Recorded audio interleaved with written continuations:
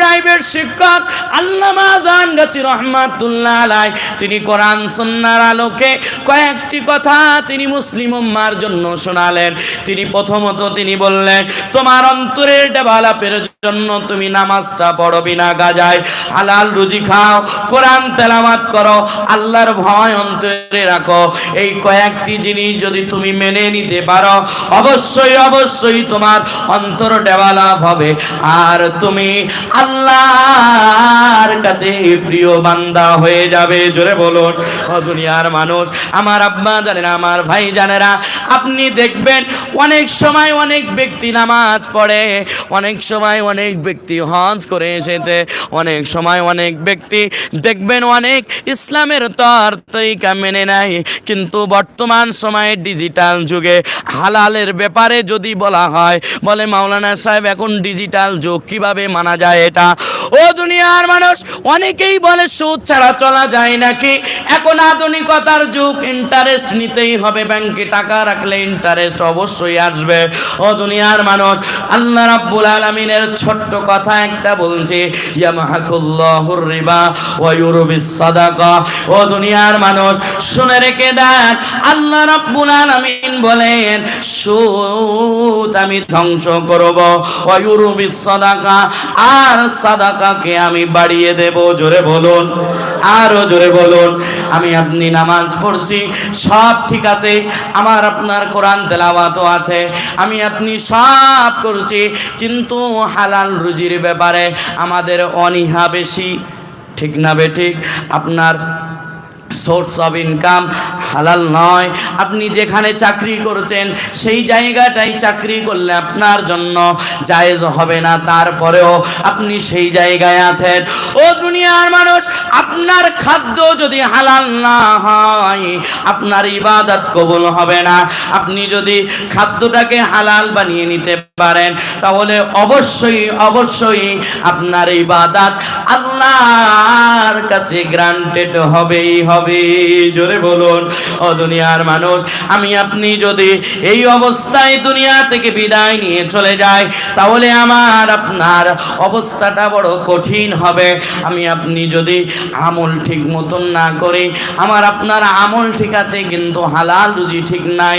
ও দুনিয়ার মানুষ, আমি আপনার কদমের উপরে হাত রেখে বলে যাব, আমি আপনার কদমের উপরে হাত রেখে বলে যাব, প্রায় 2 ঘন্টা আলোচনা করলাম, আমার ভঙ্গি, আমার কথা বলার ভঙ্গি যেমন আল্লাহ আমাকে দিয়েছে আমি বলেছি, তবে শেষ কথা হলো আমার, আপনি এখানে আসুন, আমি আপনার কদমের উপরে হাত রেখে বলবো, আমি আপনার কদমের উপরে হাত রেখে বলবো, ফরজিয়াত ওয়াজিবাত সুন্নাতে মুআক্কাদা যে আমলগুলো ছেড়ে দিলে গুনাহ হয় সেগুলো ধরে রাখুন, আর হালাল রুজি খাওয়ার চেষ্টা করুন, ইনকাম হালাল করার চেষ্টা করুন।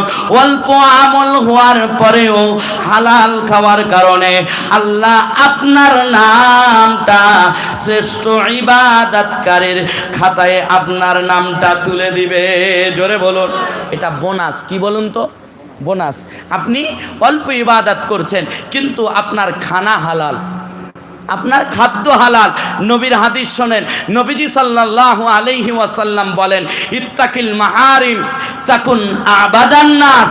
আল্লাহ নবী বলেন, তুমি যদি হারাম ছেড়ে দিতে পারো, আল্লাহর নিষিদ্ধ কাজ যদি ছেড়ে দিতে পারো, যদি ছেড়ে দিতে পারো, তাহলে মানুষের মধ্য থেকে শ্রেষ্ঠ ইবাদতকারী বলে গণ্য হয়ে যাবে। জোরে বলা যাবে না? আপনি অল্প ইবাদত করছেন, অসুবিধা নাই, তবে আপনি হালাল খাচ্ছেন কিনা এটা দেখার বিষয়। ও দুনিয়ার মানুষ, আমি আপনার কাছে অনুরোধ করে বলে যাব, আমি আপনার কাছে অনুরোধ করে বলে যাব, খবরদার হারামের দিকে যাবেন না, কারণ হারাম বড় মারাত্মক। এই হারাম আপনার ইবাদত নষ্ট করে দিবে। সাহাবায়ে কেরাম নিজের জান উৎসর্গ করেছে, তবে এক লোকমাও হারাম জিহ্বায় স্পর্শ করেন নাই। জোরে বলুন, একটু জোরে বলুন না সুবহানাল্লাহ।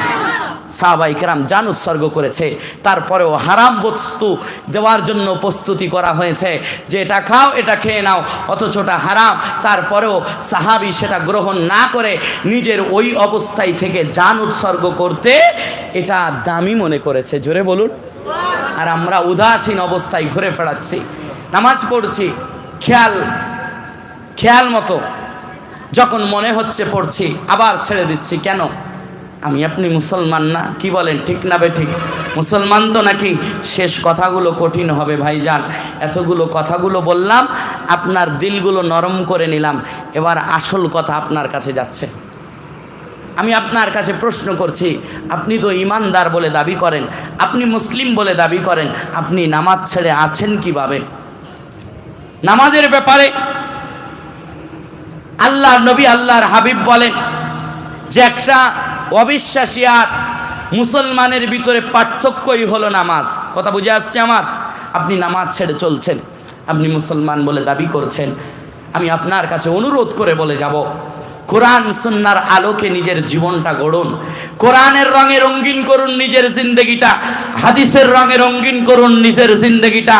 যদি করতে পারেন তাহলে কামিয়াব, নচেত এমন এক পরিস্থিতিতে পড়তে হবে সেই দিন আমার আপনার সঙ্গ কেউ দিবে না।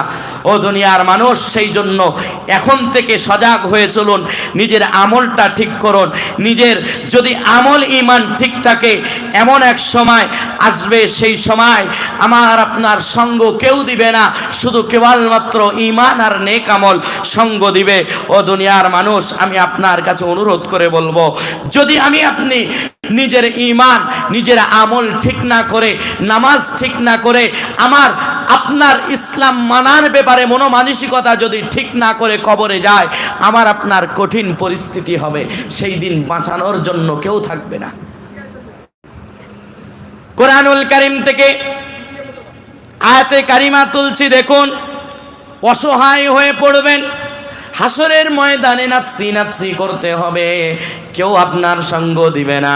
আপনার আমল যদি ঠিক না হয়, আপনার ঈমান যদি ঠিক না হয়, আল্লাহ আপনাকে জান্নাত দিবে না। আল্লাহ রাব্বুল আলামিন বলেন, ও দুনিয়ার মানুষ, তোমরা দুনিয়াদারির জন্য, বিবি বাল বাচ্চার জন্য, অনেক সময় সন্তানের ভবিষ্যৎ বানানোর জন্য অনেকেই বলে এখন অনেক সময় আছে, এখন আমার উপরে ব্যস্ততা। ও দুনিয়ার মানুষ, আমার উপরে দায়িত্বর ভার, আমি দায়িত্বর ভারটা আমার কাঁধ থেকে নামিয়ে নিই। 40-50 বছর পরে তারপরে নামাজ পড়ব। অনেকেই এ কথাও বলে যে এখন একটু কর্ম করে নিই, তারপরে ধর্ম করব। আছে না নাই? বলে কি বলে না? জেনে রেখে দেন, ইমানদারের কর্ম ধর্ম আলাদা নয়। কথা বুঝে আসছে?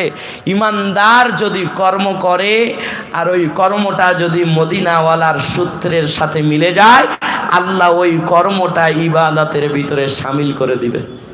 সুবহানাল্লাহ বলতে পারলেন না? আরো জোরে বলুন। ও দুনিয়ার মানুষ, আমার আব্বা জানে না, আমার ভাই জানে না, অথচ নবীজি সাল্লাল্লাহু আলাইহি ওয়াসাল্লাম এই নামাজের ব্যাপারে অনেক কষ্ট করেছেন। আম্মা জান আয়েশার উরতের উপরে মাথা রাখলেন, নবীজি একবার বেহুশ হয়ে যাচ্ছেন, হুঁশে ফিরছেন। আম্মা জান আয়েশাকে ডাক দিয়ে বলছে, ও বিবি আয়েশা, আমার মাথাটা একটু উঁচু করে ধরো। সাহাবায়ে কেরাম কাতারবদ্ধভাবে, জামাতবদ্ধভাবে যে নামাজ আদায় করেছে, আমি নবী নিজ চোখে দেখতে চাই। ও দুনিয়ার মানুষ, নবী এমন অসুস্থ হয়ে পড়লেন, নবী মসজিদে যাওয়ার ক্ষমতা রাখলেন না। নবীজি সাল্লাল্লাহু আলাইহি ওয়াসাল্লাম আম্মা জান আয়েশা রাদিয়াল্লাহু তাআলা আনহার উরতের উপরে মাথা রেখে একবার বেহুশ হচ্ছেন, হুঁশে ফিরছেন। আম্মা জান মাথাটা উঁচু করে দিলেন, জানালা দিয়ে নবীজি সাল্লাল্লাহু আলাইহি ওয়াসাল্লাম নামাজের দৃশ্যটা দেখলেন। ও মুসলমান, আপনি যদি নবীর প্রকৃতপক্ষে আশিকে রাসূল হন, তাহলে আজকের পর থেকে আপনি কখনো নামাজ ছেড়ে দিবেন না। একটু গভীর মনোযোগ দিয়ে শুনুন, নবীর শেষ ইচ্ছাটা কি ছিল সেটা আপনার কাছে বলে আমার বয়ান শেষ করব। ও দুনিয়ার মানুষ, আমার আব্বা জানে না, আমার ভাই জানে না, নবীজি জামাতের দিকে লক্ষ্য করলেন, নবীর চোখ দিয়ে পানি পড়ছে। আম্মা জান জিজ্ঞাসা করে,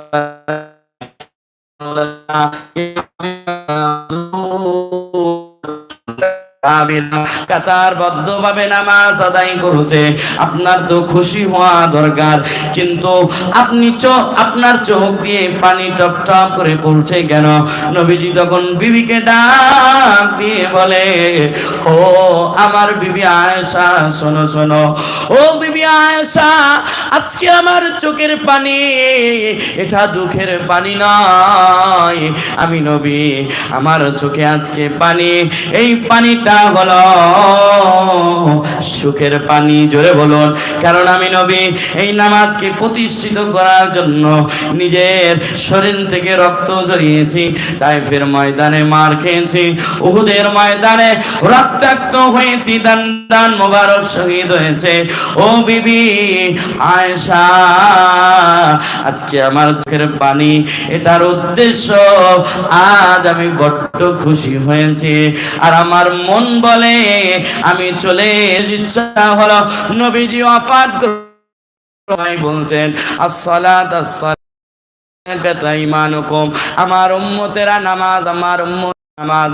ও দুনিয়ার মানুষ, আমরা বিজনেসের পিছনে ছুটি, সফলতা খোঁজার জন্য, ব্যবসার পিছনে ছুটি, গাড়ি বাড়ির পিছনে ছুটি, সফলতা খোঁজার জন্য। কিন্তু আল্লাহ বলেন, মুয়াজ্জিনের মুখ থেকে ব্যক্ত করলেন, আল্লাহ রাব্বুল আলামিন 5 ওয়াক্ত নামাজে বলছেন, হাইয়া আলাস সালাহ।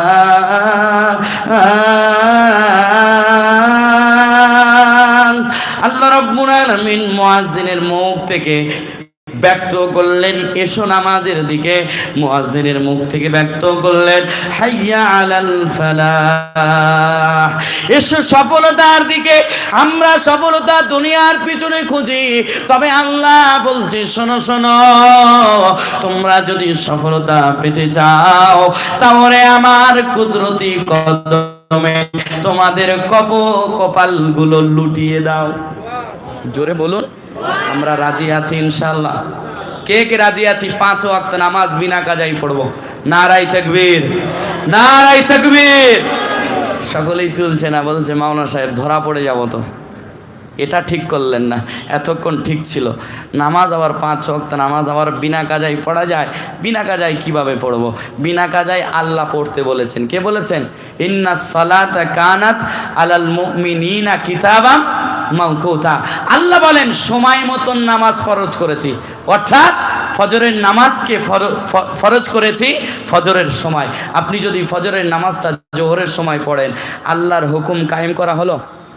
হ্যাঁ, আল্লাহর হুকুমটাকে লঙ্ঘন করা হলো, অর্থাৎ আপনার দ্বারাই নামাজ কাজা হলো। আপনি যদি সময় মতন নামাজ পড়েন, আপনি বিনা কাজায়ও নামাজ আদায় করবেন। জোরে বলুন। তাহলে নামাজ পড়ার জন্য তৈরি আছি ইনশাআল্লাহ।